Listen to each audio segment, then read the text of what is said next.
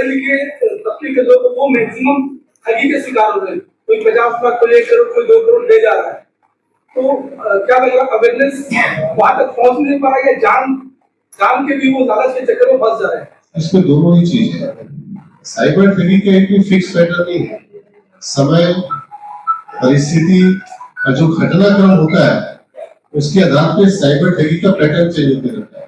परीक्षा का रिजल्ट आने रहेगा तो उस समय पेपर में नंबर दिलाने के नाम से करेंगे, स्कूल में एडमिशन का रहेगा तो उसके नाम से करने लगते हैं। तो कोई फिक्स पैटर्न नहीं है। तो बड़ा इंसिडेंट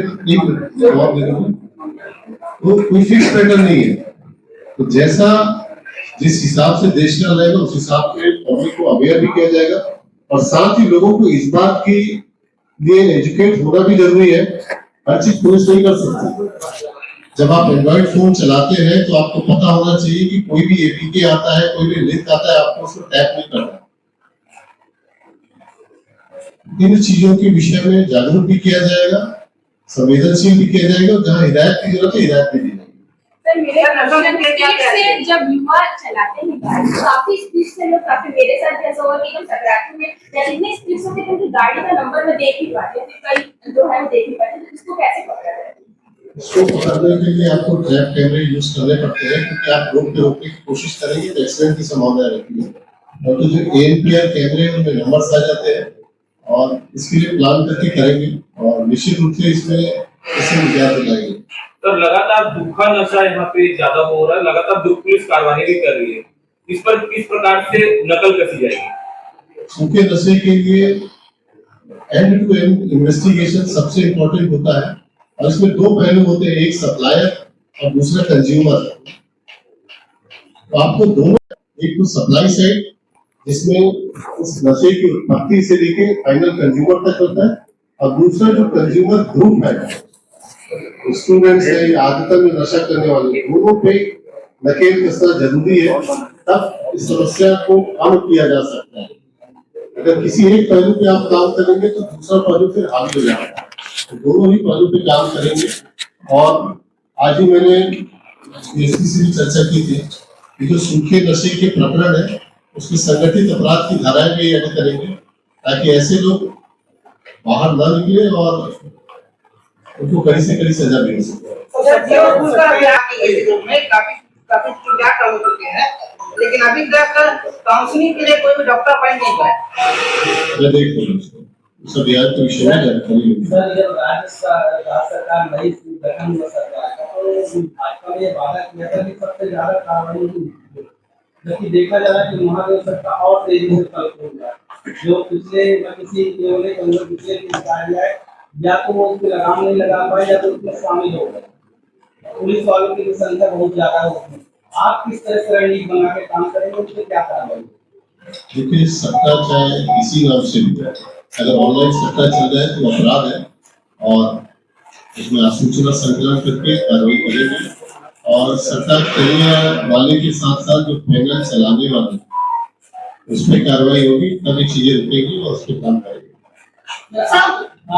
कोशिश करूंगा कि जनता की शिकायतों की संवेदनशील है। वो शिकायतें जो आम जनता के जीवन को प्रभावित करती है, जो फरियादी थाने आता है, तो ये नहीं होना चाहिए कि आप उसका शिकायत सुने ही नहीं।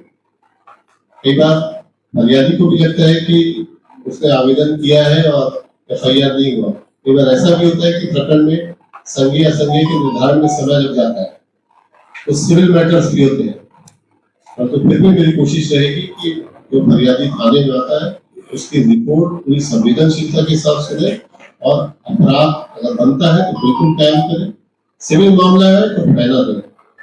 ये नहीं होना चाहिए कि बार बार आदमी आ रहा है इसको थाने से टरका रहा है या SDOP लेवल से टरका रहा है, ये चीजें बर्दाश्त नहीं होता है।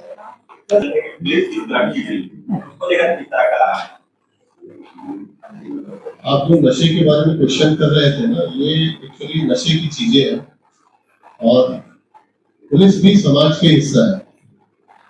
जो चीजें समाज में घटित होती है पुलिस भी उसी का एक हिस्सा होता है और अगर इस तरह का कोई जानबूझ के करता है तो बिल्कुल उस पर कार्रवाई होगी और पुलिस कर्मी की भी अगर इन्वॉल्वमेंट है तो उसको छोड़ेंगे। सर मेरा एक सवाल है, अभी आप आए हैं यहाँ 2 जिले को आप संभालेंगे, कई ऐसी खबरें निकल के आती है जो पुलिस के खिलाफ होता है और हमको चलाना भी पड़ता है, और कई लोग हैं कि हम भी कई जगह पे गलत भी होते हैं। ऐसी स्थिति में आपके नेतृत्व में तो पुलिस कैसे प्रतिक्रिया देगी, क्या प्रतिक्रिया देगी? जो कानून सम्मत है वही चीज प्रतिक्रिया में आएगी। और यदि गलती किया है तो चाहे पुलिस वाला हो चाहे पब्लिक का है, कानून सबसे ऊपर।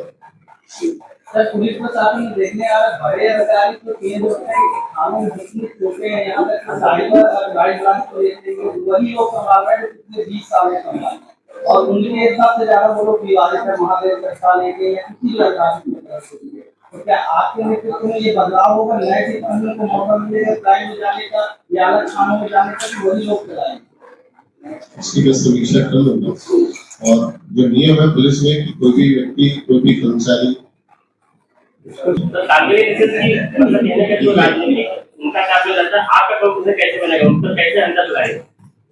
भी व्यक्ति कानून से ऊपर नहीं होता है, चाहे गुंडा बदमाश हो चाहे निगरानी बदमाश हो। पहली जो मीटिंग है उसमें मैंने यही कहा है कि एक तो आप अपने अपराधों की समीक्षा करेंगे। कई सारे ऐसे गुंडा बदमाश निगरानी बदमाश है जो निष्क्रिय भी है और उनका नाम अनावश्यक पड़ा हुआ है। उसकी बजाय ऐसे लोग जो वास्तव में गुंडाई कर रहे हैं, बदमाशी कर रहे हैं, चोरी कर रहे हैं, उनका नाम उस लिस्ट में शामिल होना चाहिए। दूसरा, पुलिसिंग के लिए सबसे बड़ा चैलेंज होता है आदतन बदमाशों से निपटना, और उसके अलग अलग स्तर होते हैं। आप उनको बाउंडोर करा सकते हैं, आप उनको जिला बदल करा सकते हैं, आप उनका NSA कर सकते हैं, आप उनके खिलाफ और भी कई सारी चीजें कर सकते हैं।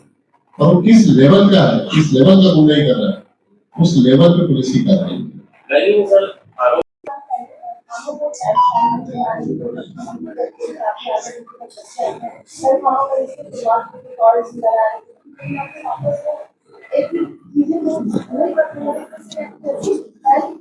मैं उसको देखूंगा और जो कोई ऐसी अच्छी बात है सर, वह सत्ता जहाँ पर होता है सूचना जब पुलिस को दी जाती है तो पुलिस सायरन बजाते हुए जाती है, और जब सायरन सुनते हैं लोग भाग जाते हैं, ऐसे पर इस तरह से बदमाशियां होती है, इस तरह से बदमाशियां होती है और उससे भी निपटे।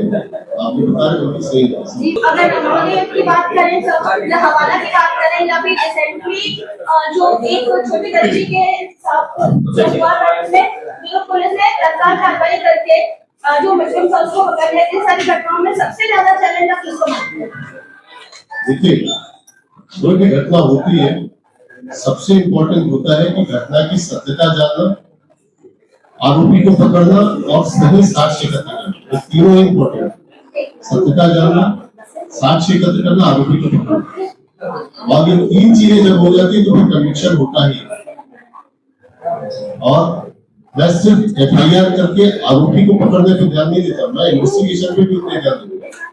मैं कोशिश करूंगा कि इन्वेस्टिगेशन का स्तर इतना अच्छा हो आगे चल के इसमें कन्विक्शन हो।